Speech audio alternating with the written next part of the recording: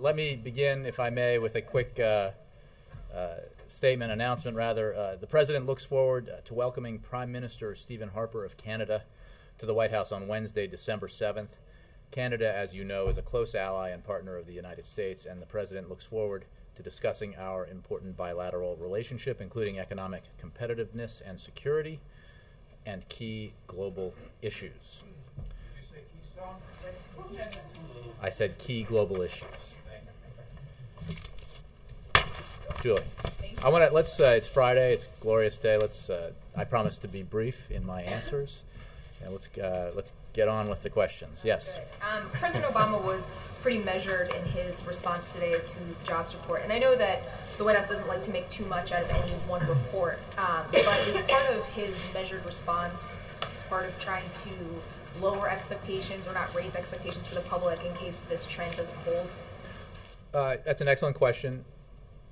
Let's look at the numbers. The key number here is another month, 21st month in a row of private sector job growth, 140,000 I think this month. That is significant because it demonstrates now nearly 3 million jobs have been created in the private sector since we began to turn this economy around. But you're right in that we don't make much out of 1 month's numbers. We look for trends, and we know we have an enormous amount of work to do. 8.6% unemployment is way too high, and that's why this president is focused on getting the payroll tax cut extension and expansion passed through Congress, because he believes that it is essential for next year that we have that extra $1,550 in the average American family's wallet next year, and that we have the incentives for small businesses to hire and expand so that the economy can keep growing, maybe grow even faster, and further bring down a much too high unemployment rate. But signs of progress are good, but we have a long way to go, and it in many ways just reiterates or reinforces why we have to get this payroll tax cut passed, and why Congress really should pass every element of the American Jobs Act, because unemployment remains a significant problem that we need to tackle together. You said yesterday that the president quite possibly could take a more personal role in the negotiations over the payroll tax cut. I said maybe. You said quite possible. Yeah. Could you give us any more insight on that, especially given the fact that today the president basically threatened to keep Congress in Washington through Christmas if they can't reach an agreement? The president and his entire team will be working with Congress to try to get this payroll tax cut passed.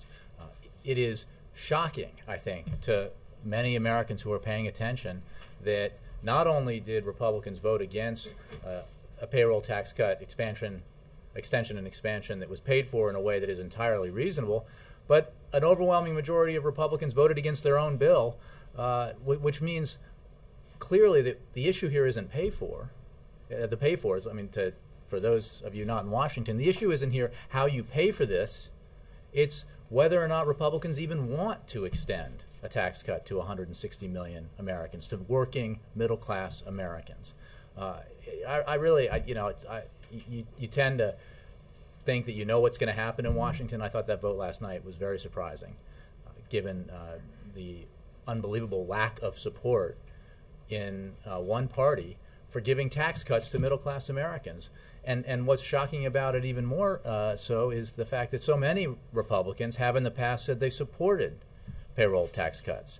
So we're going to work night and day to make sure that Americans get the tax relief that they need and deserve, and that this economy needs and deserves. Can you give us any details on how the president and his team will work with Congress? No, I don't have anything for you on that now, but it will, I'm sure, involve conversations at different levels and an effort to find a way to get this done, because it's the right thing to do for the economy and the right thing to do for the American people. I'm going to get a little crazy here. Vic. Right. You just told Julie that the issue is not how you pay for it. Is it essential in the administration's view that the payroll tax cut be paid for? Well, as you know, Vic, the president put forward a proposal, comprehensive jobs proposal, of which the payroll tax cut extension and expansion was a significant component that was entirely paid for in a way that is economically sensible and asks only that. It's part of the Jobs Act, though. It's part of the Jobs Act, and then the Senate alone is an as essential. you know, one of the bill that performed much better yesterday. It included a single Republican senator in support. Had as its pay for a simple request that the 300,000 or so wealthiest taxpayers in America pay a little extra on their income over $1 million, so that 160 million Americans get a tax cut next year. Right, so now that didn't succeed. The president obviously believes that the preferable way to do this is to have it paid for, and he will work with Congress to try to get this done in a way that meets his very high priorities, because what he will not believe is the right path to go here is to cut education or energy or Head Start or programs that are essential to the very people you're trying to help through the payroll tax cut. Preferable, but essential. Is it essential that it be paid? Again, I'm not going to negotiate the end game of this process. What I will say is that it will stun me if members of Congress of the Republican Party truly want to head into next year having voted to raise taxes on middle-class Americans. Many of those Republicans are concerned that we're weakening Social Security by diminishing contributions through the payroll tax by extending this tax. Well, the President put forward a plan to pay for this payroll tax cut extension and expansion. Senate Democrats put forward a way to pay for this payroll tax cut extension and expansion. The Social Security actuary has said this to reassure those senators who might be concerned about the trust fund, that it has no impact on the trust fund. The trust fund is made whole through U.S. Treasuries, which are the safest investment in the world, as you know. So the issue here is, as I said, it's not even any more about how you pay for it, as we saw last night in these votes. It's whether or not one party actually supports giving tax cuts to middle-class Americans. Paula. On December 16, Congress has to act on appropriations again extended, and there is some talk of possibly rolling into one little holiday package. The extenders, UI, benefits extension, as well as payroll tax cuts. Just do it all at once, Christmas tree it. Is that something that you think is feasible? Feasible? Again, I think that's getting ahead of the process in terms of what the sausage making might look like in these next several weeks. I think we're focused on a number of things, principally the payroll tax cut extension and expansion, but also these appropriations bills and getting all of the work that needs to be done by the end of the year done in a way that ensures that we're doing right by the American economy. And the President hasn't had a bipartisan congressional group come down here for quite some time. Is that possibly one thing that you might do? I would not dare to predict the future from here today. Yes? Jay, the House Republicans said today that they'll attach a bill designed to speed approval of the Keystone Pipeline to Boehner's bill about the tax cut extension. What's your reaction to that bill, and how would the President react to it if they were connected? Jeff, as you know, that this is a process that is being run out of the State Department. The President has made clear what the criteria need to be in considering this project, but it is a process being run out of state, and the timeline is being decided on the merits and on the issues by those who are reviewing it at the State Department. So I'll refer you to them. The House bill would try to go around that entire process. Well, we think that the establishment of the State Department as the place where this review is housed it has existed for years. It exists in a national security directive, and it even predates that by many decades. So I think the precedent here is proper, and that's why it's being reviewed at the State Department. So if that were connected to a bill to extend the payroll tax cut, would the President reject it? That was an if that I'm not going to get into, but I think the proper place for this to be done is where it's been done in the past, so that it's done well and reviewed responsibly, and that the necessary criteria that need to go into a decision like this are all considered. April. Jay, one Go back to Julie's question about jobs. Mhm. You said let's look at the numbers, and you said the 8.6% unemployment rate is way too high. Mhm. And an understanding that the black unemployment numbers have gone up again from 15.1 to 15.5. Way too high. Way too high. We have to do everything we can, including extending unemployment insurance, including making sure that this tax cut for 160 million working Americans gets into place. And if we were being truly sensible, I say generously, if Congress were being truly sensible, they would pass all the elements of the American Jobs Act, which, as you know, is paid for entirely, so it doesn't add a dime to our deficit. But if you did it all, it would have the kind of impact that outside economists said it would have, which is adding up to 2% growth to our GDP, adding many hundreds of thousands of jobs. I mean, this is what our economy needs. This is the medicine that our economy needs. And apparently only in one section of Capitol Hill is there disagreement about this, because the support for this kind of approach is widespread in communities across America, in every region of the country, and from people who call themselves Democrats, Independents, and Republicans. That's why the President designed the American Jobs Act in a way that it was filled with the kinds of provisions that both parties had supported in the past, because he thought it was important to do that so that it had a real chance of getting the kind of support necessary to pass out of Congress and be signed into law by him. Okay, you keep saying on these numbers they're way too high. What is the comfortable number that this administration has set for a normal, healthy unemployment rate in this country? Well, I would let economists evaluate that and give you a number. I know that this president has said and is committed to not resting until he knows that every American who's looking for a job can get a job. But the reason why I said it, because you said way too high, so that's why I'm trying to quantify what would Again, be. I don't have a number. I think that we're not in any danger of reaching a point where the unemployment rate is satisfactorily low, which is why we need to do everything we can through Congress, through the use of the President's executive authority, and working with our partners in the private sector, as the President highlighted today with former President Clinton, to put people back to work and to build the foundation of an economy that can grow into the future, which is what the Better Buildings Initiative does. So this is a multifaceted attack on the number one problem facing this country, which is the need to grow the economy and create jobs. Juliana, and then Bill.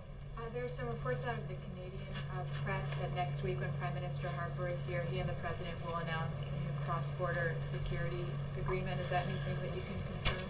I don't have anything beyond what I mentioned, that they will discuss security issues. I haven't read the Canadian press yet today, so I wasn't aware of those reports. Also, the Treasury Secretary is going to Europe next week to meet with European finance officials. Can you talk about what he hopes to get out of that trip and what influence he'll have there? Well, this is part of an ongoing engagement that Secretary Geithner has had, well, really since he took office, but this year, as we have offered our advice and counsel to the Europeans as they deal with their debt crisis. Secretary Geithner, as you know, as Treasury Secretary and in his previous life has a great deal of experience dealing with this kind of situation. And so I'm sure he will consult with his counterparts and as they try to grapple with this very serious matter and take continued steps, as they've taken some already, to try to get it under control in a conclusive and decisive way.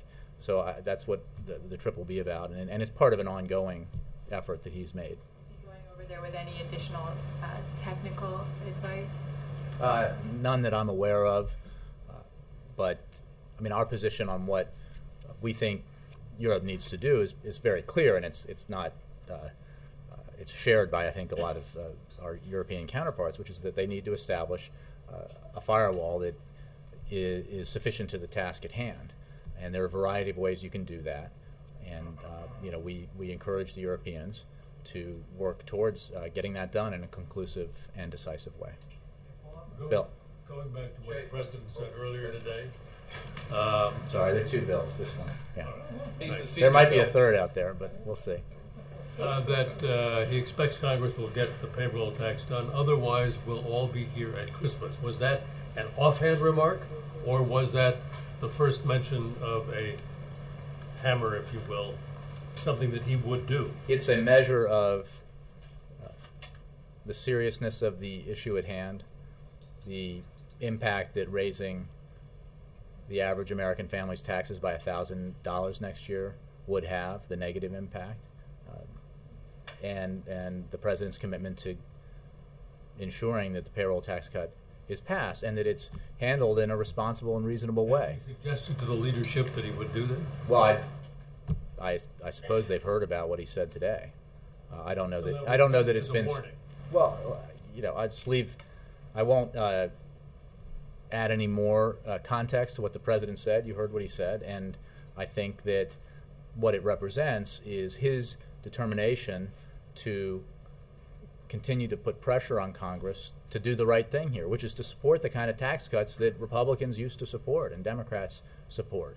So we hope that they will hear the call, if not from him, then from their constituents, because I can't imagine they want to go back home and explain why they voted to raise taxes on working Americans in order to protect the tax breaks of 300,000 of the wealthiest Americans in the country. I mean, I'm trying to see how that might break down per district, but it can't be favorable, right? Unless you maybe represent Beverly Hills or something. The vast majority of the constituents and every member of the Houses and the Senate's either constituency or state are going to be represented by the 160 million people who would get a tax cut if they pass this bill.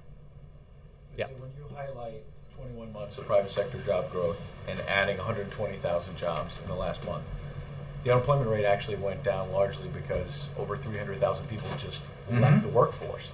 So doesn't that suggest maybe the president's policies have now worked for 3 years, so why would Congress pass more of his policies? Let's review. First of all, the point, let me make the point that which one of the reasons why we do not get two up over 1 month of positive news or two down over 1 month of less than positive news is because we're looking for trends here, and one of the underlying factors that you just mentioned about the sizable drop in the unemployment rate is that there is a long-term unemployment issue here that's a serious problem, which is why the president is insisting that Congress extend unemployment benefits. That helps those people who are looking for work and need the assistance, and it helps the economy, as again outside economists will tell you, and outside economists will tell you, not adjuncts of one party or the other, or people from partisan think tanks, but economists on Wall Street, economists out in the country, and academic economists who are not affiliated with a party or a position will tell you that a payroll tax cut has a measurable, direct, positive impact on the economy. And unemployment insurance extension has a measurable, direct, positive impact on the economy. That is just not really disputed by responsible economists. You just said the problem is long-term unemployment, people leaving the workforce. By long-term, and you're talking people about who've been short-term measures. Long-term, I think the term is defined by those who have been unemployed for more than 6 months. So I'm not talking years here. I'm talking more than 6 months. Now let's step back and review the facts. 21 months now straight of private sector job growth. This comes after 8 million jobs lost in a recession that was in full bloom when this president was sworn into office, a recession that we now know was contracting the economy, shrinking the economy by almost 9% when he was taking office, when he was getting sworn in. The record since then has been one of stopping the bleeding, arresting the free fall of our economy, preventing the second Great Depression in American history, and putting us back on a course towards economic growth and job creation. The problem, as you know, is that the hole was so deep that this recession caused, and the job loss so significant that even though we're now at nearly 3 million jobs created, private sector jobs created, since positive job growth began, that's not nearly enough when you lost 8 million jobs in a terrible recession. So that's why the president believes we have to pass the payroll tax cut extension and expansion. That's why the president believes we need to do things through his executive authority, like the Better Buildings Initiative. That's why he believes we should have, Congress should have voted to put 400,000 teachers back to work, put construction workers back to work, and he's not going to let up in pressuring Congress to do that. We're with Tom Donahue, a business leader, who has said repeatedly that what you need are long-term policies, reduce government regulations, long-term tax changes, so that people, that businesses know. So, well, I didn't bring it out, but you saw that the president put forward a substantial long-term deficit and debt reduction deal. The president does believe that we need tax reform, as he said, and as I think I said the other day, and as again outside analysts, not partisans, but outside analysts have said as they've reviewed the facts, this president's commitment to regulatory reform through his look-back provision has meant that the number and cost of regulations instituted by this administration in its first several years is actually fewer and less costly than in the previous administration. And the very people who are complaining about regulation in Congress, I don't remember them complaining about it in the previous administration when the costs were higher and the number was higher. On the defense bill, the Senate acted last night. You've had a veto threat over the detainee language before. ACLU and others still want the president to veto that bill. Is that veto threat still out there? Where are you on the defense bill? Well, there are a number of issues in that bill, as you know, which is why my book is so big today. On the detainee issue, counterterrorism professionals from Republican and Democratic administrations, as you know, Ed, have said that the language in this bill would jeopardize our national security by restricting flexibility in our fight against al-Qaeda. By ignoring these nonpartisan recommendations, including the recommendations of the Secretary of Defense, the Director of the FBI, the Director of National Intelligence, and the Attorney General, the Senate has unfortunately engaged in a little political micromanagement at the expense of sensible national security policy. So our position has not changed. Any bill that challenges or constrains the president's critical authorities to collect intelligence, incapacitate dangerous terrorists, and protect the nation would prompt his senior advisors to recommend a veto. So we'll see how this progresses. But that's my answer on that. Chrissy. Thank you, Jake. Two things. One, I heard what you just said to Ed about the relationship between the payroll tax cut and the economy. But I just wonder if you guys think that the initiatives that the American people see the president involved in are reassuring to them that he's working on creating jobs. I mean, do people see that connection is what I'm asking? I think you would have to go out and ask folks that. Well, the data I've seen suggests that there is broad support for the initiatives the president has put forward, and that certainly most Americans feel like we should be doing something to help the economy grow and create jobs. I mean, one of the ironies of this debate about the payroll tax cut extension and the broader debate about the American Jobs Act is that it's not clear at all whether or not we'd be having a discussion about measures to grow the economy and create jobs if the president hadn't put it forward. I mean, it could be that Republicans seem so uninterested in extending this tax cut for middle-class Americans that had this president not been pushing it, it might not have come up at all. So that seems to be what animates this We Can't Wait campaign, which is Absolutely. The president displaying things that he can do, but they do seem sort of small bore a lot of times. And Well, is that reassuring to people, or does it? I think what my sense is that the American people expect their president as well as their members of Congress to be doing everything they can, big things and smaller things, to address the biggest problems that face the country. In this case, unemployment, growth that's not substantial enough. Those are major challenges that we face and that we should be tackling here in Washington, working together, the administration and Congress, the administration using its executive authority, working with the private sector is vital as well. So there's no silver bullet answer to a challenge this big, right? That, especially as I was discussing earlier with Ed, given the size of the economic calamity that befell this country in the last prior to him taking office, in the months before he took office. So we're going to try everything, small things, medium things, and big things to address this problem. And just one cleanup from the week. When European leaders were here this week, or in other communications with leaders from the Eurozone, are they still asking for money, for bailout money? I'm not sure I would characterize conversations in that way.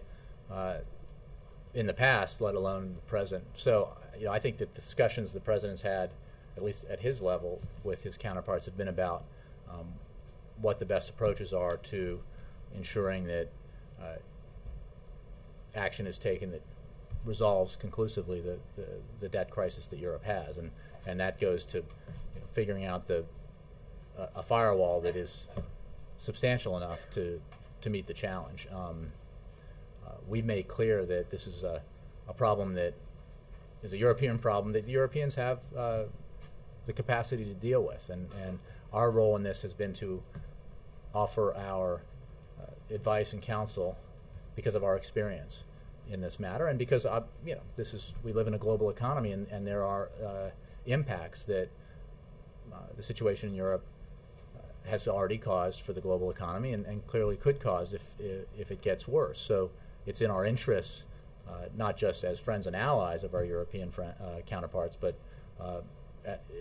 as regards the global economy and its effect on this economy. So I know you see the capacity, because you guys have mentioned that several times this week, but did anything happen this week that reassures you about the willingness, or were there any encouraging signs in those conversations?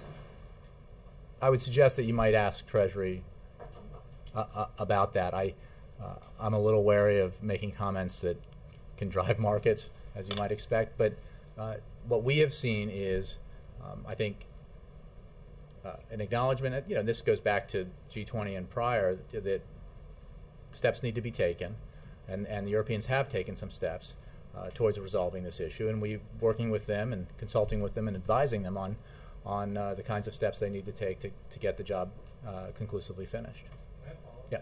Thanks, Jay. Beyond the fact that the economic hole was much deeper, as you described it, once the president took office than he initially expected, who else or what else does the president blame for this continued high unemployment rate? He's not really into blaming. I mean, the statement that the hole was deep is a fact, right? 8 million jobs lost is a serious situation. Kind of job loss we haven't seen since the Great Depression. It's just a fact. The kind of economic contraction that we haven't seen since the Great Depression. Those are the facts that we as a country have been dealing with as we've emerged out of the recession. And he's not really interested in blaming people for why we got into it, the problems that we got into. We didn't get into it overnight, and it won't. We can't get out of this hole overnight, but we can continue to work and doing smaller measures as well as big things like the American Jobs Act to make sure the economy grows and creates jobs. And we need to do that also because, going to the questions about Europe, we need to take action on the things we can control to provide the sort of insurance and buffer for our economy so that we can withstand the kinds of shocks to the global economy that tend to happen, whether they come from Europe or Asia or the Middle East. So, this is the responsible thing to do in an economy that is growing but not fast enough, and that is creating jobs but not at a big enough clip. So that's what he's focused on. And a question on Syria. How does the administration view the situation on the ground there? Is it a civil war? I think what we have seen is the level of violence increase. But change there does not mean necessarily civil war. The crackdown has come because of violence that the Syrian government has perpetrated against its own people. We've seen when the government recedes, when it stops violent actions, violence recedes. So we, rather than characterize it, we simply are working with our international partners to increase pressure on the Assad regime to isolate Assad and to make it clear that the behavior is unacceptable. So, as you know, the Turkish government has taken action this week. The European Union has taken action this week on economic sanctions and other measures against the Syrian regime. We commend those actions, especially because they come after additional actions announced by the Treasury Department. Combined, that sends a strong message of international unity, and it will have the effect of increasing pressure on Assad and his circle. Steve.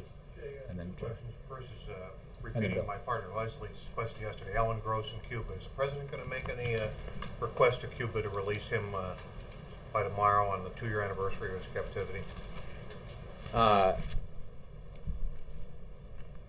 As you note, Steve, tomorrow will mark the 2-year anniversary of the unjustified detention of Alan Gross by Cuban authorities.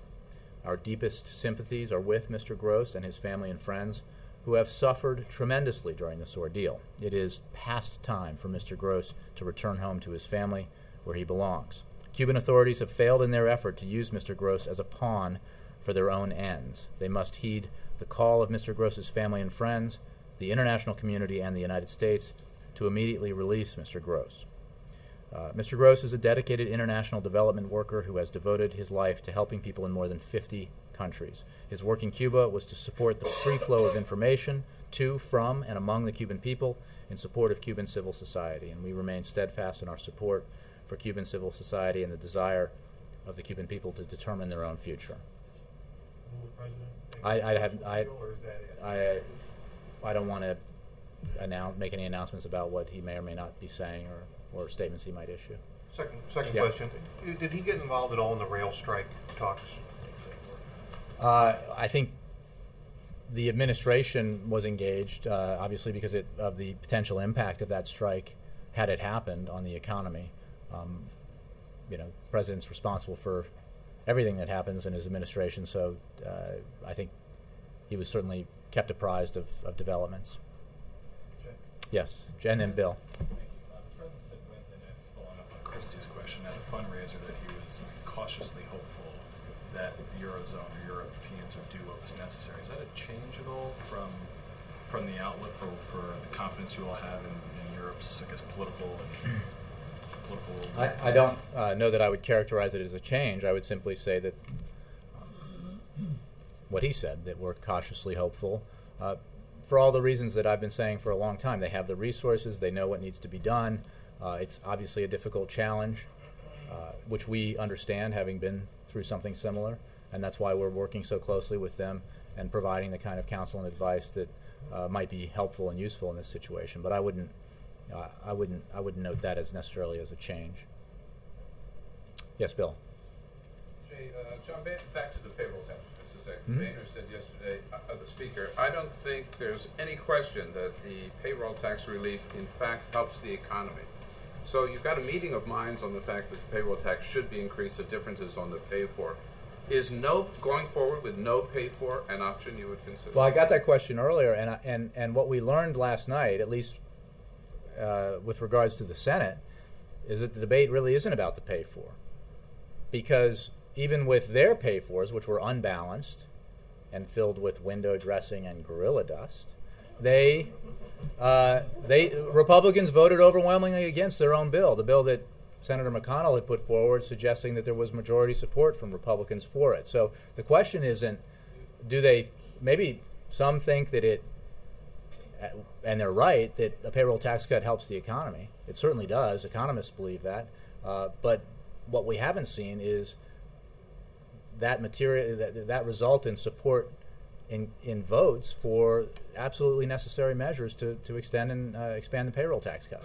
If you look at the numbers, you probably could have gotten to 60 for an extension of the payroll tax cut without a pay for. I guess what I'm asking is, right, I'm not going to. What the president has put forward is, through the American Jobs Act, is a very responsible and economically sensible way to pay for it, one that is supported by a vast majority of the American people. What Senate Democrats put forward in the specific case of legislation just on the payroll tax cut extension and expansion is another way that is responsible and supported by a majority of the American people to pay for it. So we obviously think that's the preferable way to go. That's the president's position. What I won't do is say I'm not going to rule in or out from here what he may or may not support when this thing gets to the finish line, as we hope it does. What I have said in terms of pay-fors is that there are pay-fors that he would support, and there are clearly pay-fors that he would not,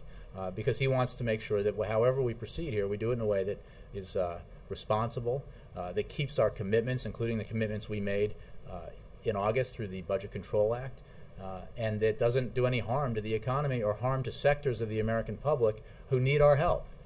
Thanks, Jay. I guess in Washington, we often get to the lesser of two evils. The lesser of two evils may be a payroll extension without a pay for. Well, But then a tax two on more the things on that. First of all, the president obviously prefers to pay for it in the manner that he put forward in the American Jobs Act and in the manner that the Senate Democrats put forward. And we'll see how this proceeds from here. The second part on just the general principle of paying for tax cuts is while it is interesting to behold the sudden focus on this among Republicans, I think there is a long multi-decade history of Republicans not believing and actually aggressively stating that tax cuts do not need to be paid for. So, but that's their position. Mike, last question. Yeah, actually, two quick ones if I can. The joint appearance today of the 42nd and 44th presidents has reawakened the speculation of a possible Obama-Clinton ticket. I was wondering if there's only among people who know absolutely nothing about which they speak, but not you, but no. I mean, we've been very clear about this for so long. So, do you mean Bill Clinton or Secretary Clinton? Secretary Clinton, yes, that would be Secretary Clinton. I think So Secretary Clinton has spoken to this. I think the president's spoken to it. I think the vice president has. That Barack Obama and Joe Biden will be on the ticket next year, and will be taking the oath of office in January of 2013. And the second one, in her news conference that just ended, Representative Pelosi apparently had suggested a possible pay for the payroll tax holiday of coming out of the Overseas Contingency Operation Fund. Mm-hmm. Is that something that's been discussed with the White House? Is that something that the White House would possibly support? Going back to some of my other answers, I don't want to speculate about what a package might look like, especially if it's hasn't even been put in legislative form yet. And I was here probably when this Democratic leader gave this press conference, so I'm not even aware of that yet. So thanks very much. We will be providing a week ahead a little later today. We haven't got it ready for it yet. Hey, Jay, what kind of dust did you say it was covered with? You said Gorilla dust. What is gorilla dust?